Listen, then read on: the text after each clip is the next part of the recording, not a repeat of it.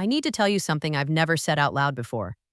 Last Thanksgiving, my entire family sat around the table I set, ate the food I cooked, and treated me like I was invisible. No seat saved. No plate filled. Not one person asked if I needed anything. I was the ghost in my own home. And I might have stayed silent forever if a 7-year-old boy hadn't looked up from his mashed potatoes with those big, innocent eyes and asked the one question that cracked everything open. If you've ever felt invisible in your own family, stay with me, because this story is going to feel very familiar to you. My name is Renata. I'm 67 years old. I live in a pale yellow house on a quiet street in Memphis, Tennessee, and I have lived in that house for 34 years. I raised my son Franklin in that house. I buried my husband Gerald in that house's memory. He passed 11 years ago. A heart attack, quick and cruel, on a Tuesday morning in October. I planted the rose bushes in the front yard the spring after he died because I needed something alive to take care of. Those roses still bloom every May. Gerald never saw them fully grown. That still gets me sometimes, even now. For a long time after Gerald passed, it was just me and the memories and the sound of that house settling at night. Franklin was already grown by then, already living his own life across town. He'd call on Sundays. He'd stop by for dinner sometimes. It wasn't perfect, but it was ours. A quiet, honest relationship between a mother and her son. And then he met Sabrina. I want to be careful here, because I don't believe in painting people as villains right from the start. I gave Sabrina every chance. When Franklin first brought her home 6 years ago, I made her my sweet potato pie, the one with the brown sugar crust that took me 20 years to perfect. I set the good dishes out. I wore my nice blouse. I smiled until my cheeks hurt. I wanted her to feel welcome. I wanted Franklin to see that his mama was trying. Sabrina was polished. That's the word I kept coming back to. Polished like a stone that had been smoothed down until there were no rough edges left, no warmth either. But I told myself I was being unfair. She was just nervous, I thought. She just needed time. They got married 2 years later in a small ceremony at a venue downtown. I sat in the front row and cried happy tears and meant every single one of them. When Theo was born the following year, I was in that hospital waiting room for 9 hours straight. 9 hours. And when Franklin came out with that tiny boy wrapped in a blue blanket and held him out toward me, I felt something shift in my chest that I don't have words for even now. Theo, my grandson, 7 pounds, 4 ounces, and the most beautiful thing I had ever seen since Franklin himself. For a while, things were okay. Not warm, not close, but okay. I would babysit Theo on weekends. I would drop off food when Sabrina said she was tired. I would show up and help and give and ask for nothing back because that's what mothers do. That's what grandmothers do. You pour yourself out for the people you love and you trust that love is enough. But somewhere around the time Theo turned 4, something shifted, and not in a good way. It started small. The way Sabrina would answer my calls on speakerphone now, distracted, half present, like I was interrupting something important. The way Franklin stopped calling on Sundays. The way holiday plans started getting made without me being consulted. I'd find out about them after the fact, through a text. Sometimes through Theo accidentally mentioning something. Little things. The kind of things you talk yourself out of being hurt by because you don't want to seem needy or dramatic. But they added up. Last Christmas, they went to Sabrina's parents' house in Nashville, and I found out on Christmas Eve. Franklin texted me. A text. After 34 years of Christmas mornings together in that pale yellow house, I got a text at 8:30 at night on Christmas Eve that said, "Mom, we're heading to Nashville tomorrow. Hope you have a good holiday." I sat with my phone in my hand for a long time after that. I had already bought Theo's gifts. I had already made Franklin's favorite pecan cake. I had already hung the wreath Gerald and I bought together the first Christmas we were married, the one with the pine cones and the red ribbon that was faded now but that I couldn't bring myself to replace. I cried that night. Quietly, the way you learn to cry when you've been alone for a long time. And then I told myself, next year will be different. Next year, I'll say something. Next year, I won't just accept it. Thanksgiving came before I was ready. I started cooking the Wednesday before Thanksgiving. That's always been my way. Never rush a holiday meal, never cut corners, never let the people you love sit down to something that wasn't made with every bit of care you had left in you. Gerald used to say my Thanksgiving table looked like something out of a magazine. He'd stand in the kitchen doorway with his coffee cup and just watch me work and smile like I was doing something magical. I miss that. I miss being seen like that. I was up at 6 that Wednesday morning. My knees were already complaining before I even reached the kitchen. The cold does that now, settles into my joints overnight like it's paying rent. I ignored them the way I always do, and I started pulling things out. The turkey had been brining since Tuesday night in a big pot in the garage because it wouldn't fit in the refrigerator. 22 pounds. I always get a big one because I always hope the table will be full. I made the cornbread dressing from scratch the way Gerald's mother taught me. The real Memphis way, with sage and celery and just a little bit of heat. I made the green bean casserole and the candied yams and the macaroni and cheese that Theo always asked for specifically. The baked kind with the 3 cheeses and the golden crust on top. I made 2 pies, sweet potato and pecan. I ironed the ivory tablecloth that I only bring out twice a year. I set out the good china, the set Gerald and I got as a wedding gift that I have washed by hand for 34 years because it's too precious for the dishwasher. I did all of this alone, every bit of it. Franklin and Sabrina were supposed to arrive around noon on Thanksgiving Day. I had texted Franklin 2 days before to confirm. He replied with a thumbs up emoji. Just that, a thumbs up. I stared at it for longer than I should have, and then I put my phone face down on the counter and went back to my cornbread. They arrived at 1:15. I heard the car in the driveway, and I felt that complicated mix of things I always feel now when Franklin comes. Relief that he came at all, hope that today might be different, and underneath both of those things, a quiet dread that I've learned to stop examining too closely. Theo came through the door first, the way he always does, running ahead of his parents with his sneakers untied and his jacket half off his shoulders. He ran straight to me and wrapped his arms around my waist and said, "Grandma Renata, it smells so good in here." And I held onto that boy a second longer than usual because some part of me already knew I was going to need it. Franklin came in behind him. He looked at me, nodded once, said, "Hey, Mom," and then he was already looking at his phone. He walked past me into the living room and sat down on the couch and turned the TV on. Football, of course. Sabrina came in last. She was dressed beautifully. She's always dressed beautifully, I'll give her that. Hair done, nails done, wearing a camel-colored coat that probably cost more than my electric bill. She looked around my living room the way she always does, that quick sweep of the eyes that takes everything in and finds it slightly lacking. She didn't hug me. She never hugs me, she said. "Renata, it's warm in here," like that was a complaint. Like the warmth of my home on a cold November day was an inconvenience. I said, "I'll crack a window." She had already moved past me toward the kitchen. I watched her lift the lid off my cornbread dressing and look inside. She didn't say anything. She just set the lid back down and went to find Franklin. I stood in my kitchen doorway with a dish towel in my hands, and I breathed through it. Just breathed through it. The way I'd been breathing through things for 2 years now. About 40 minutes later, Franklin's cousins arrived. My nephew Darnell and his wife Patricia, and their teenage daughter Zoe. I was genuinely glad to see them. Darnell always hugs me properly, both arms, the kind of hug that means something. He looked around the kitchen and said, "Aunt Renata, you outdid yourself." And for a moment I felt almost normal. Almost like myself. But then Sabrina came back into the kitchen, and she and Patricia fell immediately into a loud, bright conversation about some home renovation show they both watched. And just like that, I was background noise again. Standing at my own stove, stirring my own gravy, invisible. The table was almost ready, the food was almost done, and I had no idea that within the next hour, I would be sitting in my own dining room feeling like a stranger in the only home I had ever truly known. I carried the turkey out myself. 22 pounds, fresh out of the oven, golden brown and perfect, on the big ceramic platter that Gerald picked out at an antique market in downtown Memphis 20-something years ago.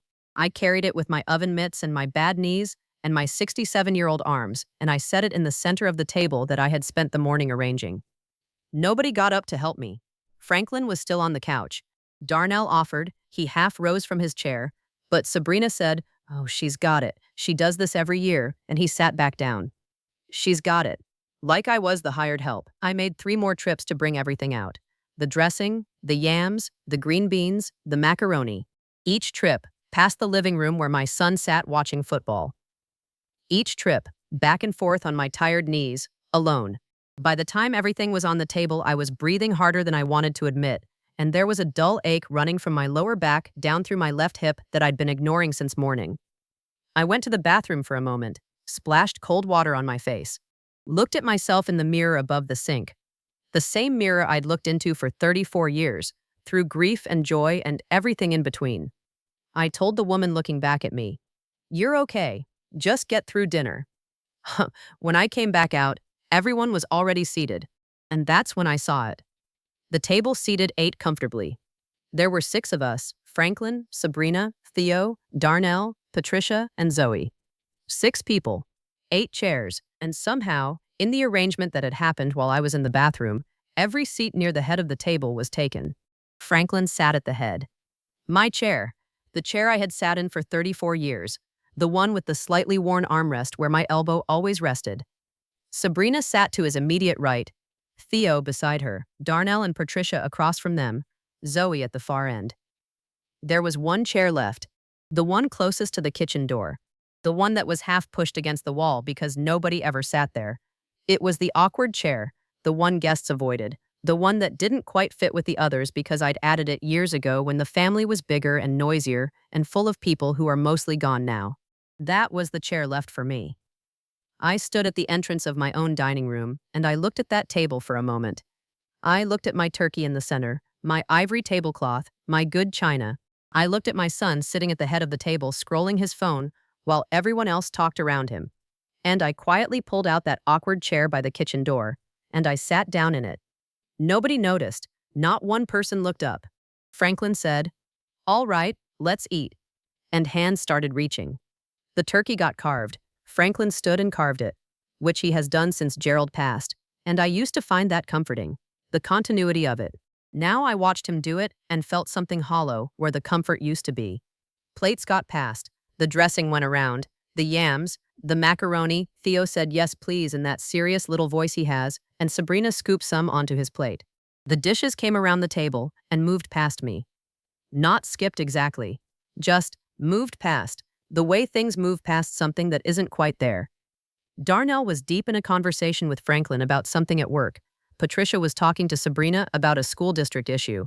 Zoe was on her phone. Theo was focused on arranging his food the way he always does, making sure nothing touched. I sat with my hands in my lap and my empty plate in front of me, and I waited for someone to notice. The gravy boat went past me. The rolls went past me. The green beans. I could have reached out and taken them. I know that. But something in me had gone very still and very quiet.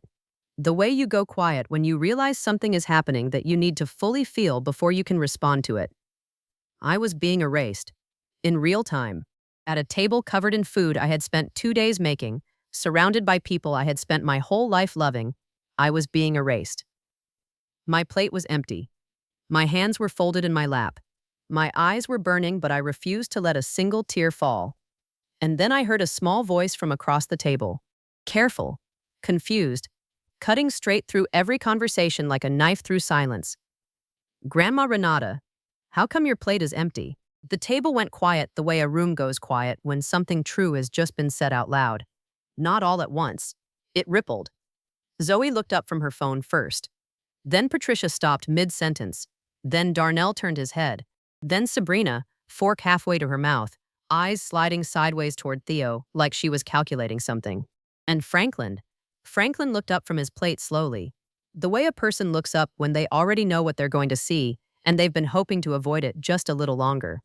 Theo was looking straight at me, both elbows on the table, chin slightly forward, that small, serious face completely open and honest, the way only a child's face can be. He wasn't performing concern. He wasn't trying to make a point.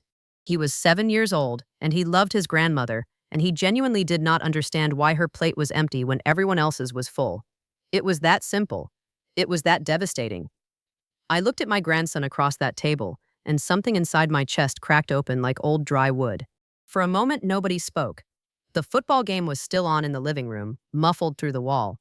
Outside, a car passed slowly on the street. Inside my dining room, 6 people and 1 little boy, and 34 years of this house holding its breath. Sabrina was the first to speak. She did it the way she does everything, smooth and quick, and designed to close a door before anyone could walk through it. She said, Theo, baby, Grandma Renata is probably just not hungry yet. She was cooking all day. And she said it with a little laugh attached. The kind of laugh that's meant to make the person being discussed feel foolish for being discussed at all. I heard that laugh land in the room. I felt it. And something in me that had been very patient for a very long time simply stopped being patient. I didn't raise my voice. I want you to understand that. I didn't slam my hand on the table or stand up dramatically or let my voice break into pieces. I had spent 67 years in this world, and I had buried a husband and raised a son and built a life inside these four walls, and I was not going to come apart at my own Thanksgiving table. But I was done being quiet. I looked at Theo first. I said, "That's a really good question, baby." And then I looked at the rest of that table. I said, "I've been up since 6 o'clock yesterday morning cooking this meal. Every dish on this table came from my hands. This tablecloth I ironed. These plates I washed by hand because they were my wedding china and they mattered to me. I carried that turkey out alone. I made 3 trips to bring the food out alone. And when I came back from the bathroom, the only chair left for me was the one nobody else wanted. And then the food went around this table and past my plate like I wasn't sitting here." I paused. Let that breathe. I'm not invisible. I am the reason there is food on this table today. I am the reason there is a table. Franklin put his fork down. He had a look on his face I hadn't seen since he was a teenager, caught in something he couldn't explain his way out of. Not quite guilt, not quite shame. Something suspended uncomfortably between the two. He said, "Mom," I said. "I'm not finished, Franklin." And he closed his mouth. Sabrina's expression had gone very careful. That polished surface of hers locked down tight. Eyes cool, jaw set. She was the kind of woman who was always the most composed person in any room, and she was working very hard right now to stay that way. But I saw something flicker underneath it. Something that knew exactly what had happened and had been counting on me never saying it out loud. I said, "I have spent 2 years making myself smaller in my own home so that everyone at this table would be comfortable. I have swallowed things that would have choked most people. I have smiled through Christmas texts and unanswered calls and being talked past and talked over and walked past like furniture. And I did it because I love my son and I love my grandson, and I kept telling myself that love was enough reason to keep going quiet." I looked at Franklin directly then. Steady. No tears. Just the truth laid flat on the table between us, like a third-place setting. "But my plate is empty, Franklin, and not just today." The silence that followed was the loudest thing I had ever heard in that dining room. Louder than any argument. Louder than any door slamming. Louder than grief. It was the silence of people finally hearing something they had been successfully avoiding for a very long time. Theo had not moved. He was still looking at me with those wide, careful eyes, and I could see he didn't fully understand what the grown-ups were feeling, but he understood that something important was happening. He reached across the table toward me, his small hand open, palm up, waiting. I reached back and took it. Franklin was the first one to move. He pushed his chair back from the table, not aggressively, not dramatically, just the slow, deliberate movement of a man who needed to be standing for whatever came next. He was 41 years old, my son, and in that moment, standing at the head of his mother's table in his mother's house, he looked both older and younger than I had ever seen him. Older because the weight of what I'd just said was sitting visibly on his shoulders. Younger because underneath that weight, he looked genuinely lost, like a boy who had broken something precious and was only now understanding what it was. He said, "Mom, I didn't realize." I said, "Yes, you did, Franklin. Not cruel, not loud, just honest. The way you can only be honest with someone you have loved their entire life." He opened his mouth and closed it again. Darnell was looking at the tablecloth. Patricia had her hands folded in front of her plate, and her eyes were soft in a way that told me she wasn't surprised by any of this, that maybe she had seen things over the years that she had never said anything about, and that the not saying was sitting heavily on her right now too.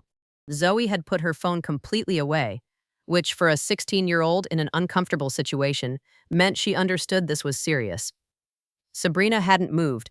She was still seated, still composed, but the composure had a brittle quality to it now, like something that would shatter if you pressed it in exactly the right place. She picked up her water glass and set it back down without drinking from it. Then she said, in that particular tone of hers that was always dressed up as calm but was really something much colder, "Renata, I think you're being a little dramatic." Nobody intentionally left your plate empty. We were just Sabrina. Franklin said her name. Just her name, quietly. She stopped. And something shifted in that room. A small shift, but I felt it like a change in air pressure. Franklin had never, not once in 2 years of me swallowing things quietly, not once had he stopped her in the middle of dismissing me. The fact that he did it now, in front of everyone, with one word and a tone I hadn't heard from him in years, told me that somewhere underneath whatever had happened to my son in the last 2 years, he was still in there. Sabrina looked at Franklin the way a person looks at someone who has just broken an understood rule between them. It lasted only a second. Then she smoothed her expression back into place and looked down at her plate. Darnell cleared his throat. He looked at me and said, "Aunt Renata, let me fix you a plate." He didn't ask, he didn't suggest, he just stood up and picked up my plate from in front of me and began filling it. Turkey first, then dressing, the yams, the macaroni, the green beans. He did it carefully, the way you do something when you're trying to say more than words allow.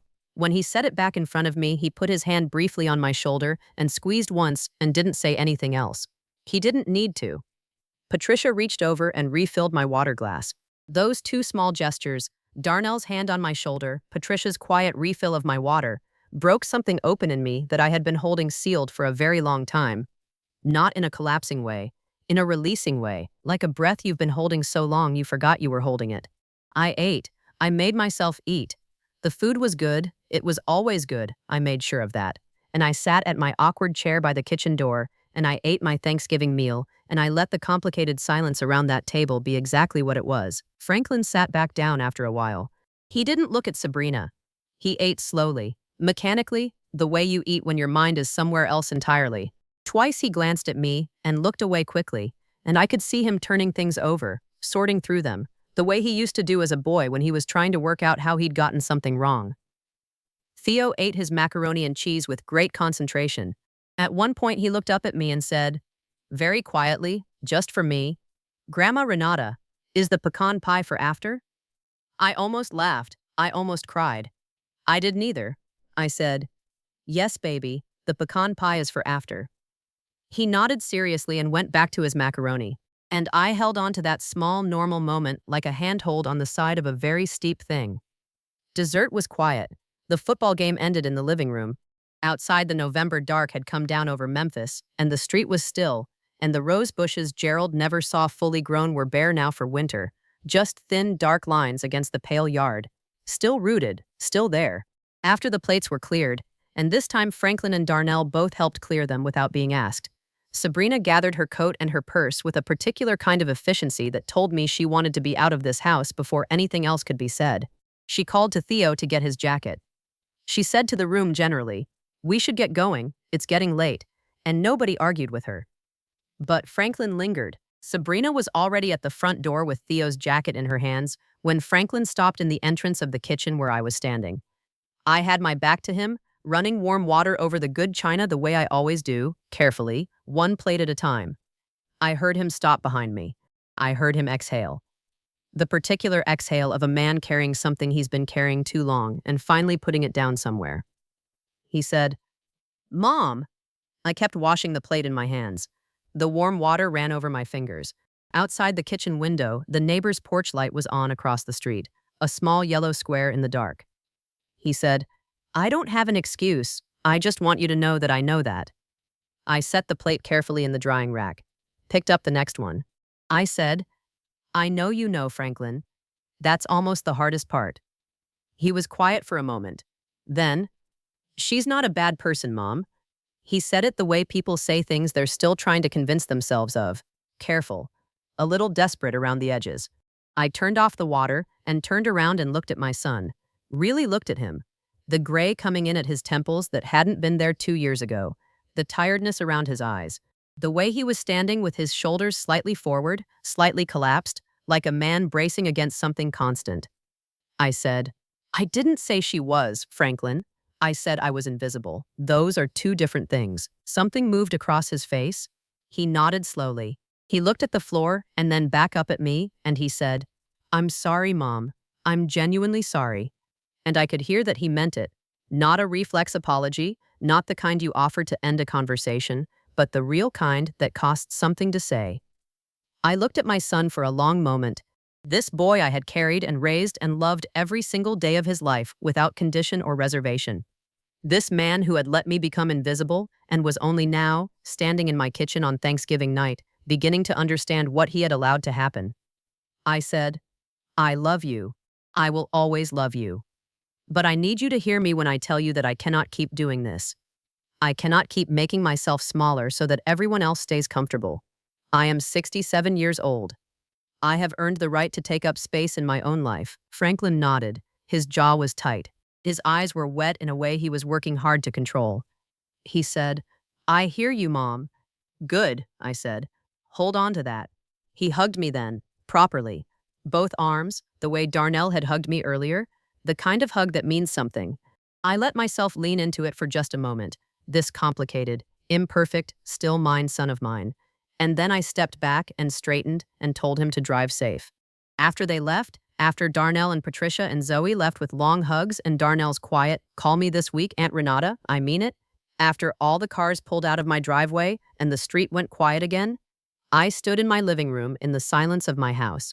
It was just me and the settled sounds of the old walls and the smell of Thanksgiving still warm in every room. But then I heard small sneakers on my porch steps. I opened the front door before the knock. Theo was standing there in his jacket, slightly breathless, like he'd run back from the car. Sabrina was at the end of the driveway by the passenger door, watching with an expression I couldn't fully read from that distance. Franklin stood by the driver's side, hands in his pockets. Theo looked up at me with those eyes. He said, Grandma Renata, I came back because I forgot to tell you something. I crouched down to his level, my bad knees protesting, not caring even a little. I said, What did you forget to tell me, baby? He put both his small hands on my face the way very young children do when they want to make absolutely sure you are listening. He said, Your macaroni and cheese is the best one, better than anybody's. And next Thanksgiving, I'm going to sit right next to you the whole time. I could not speak. Not a single word.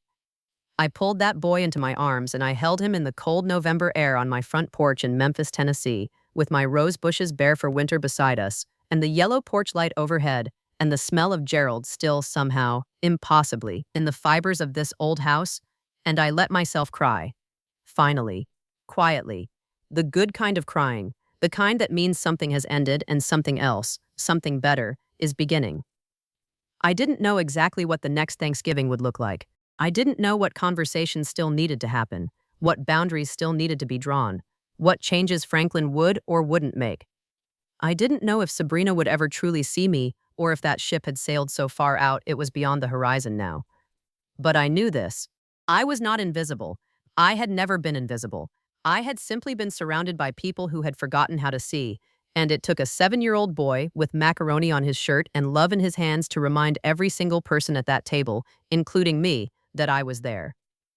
I was there. I had always been there.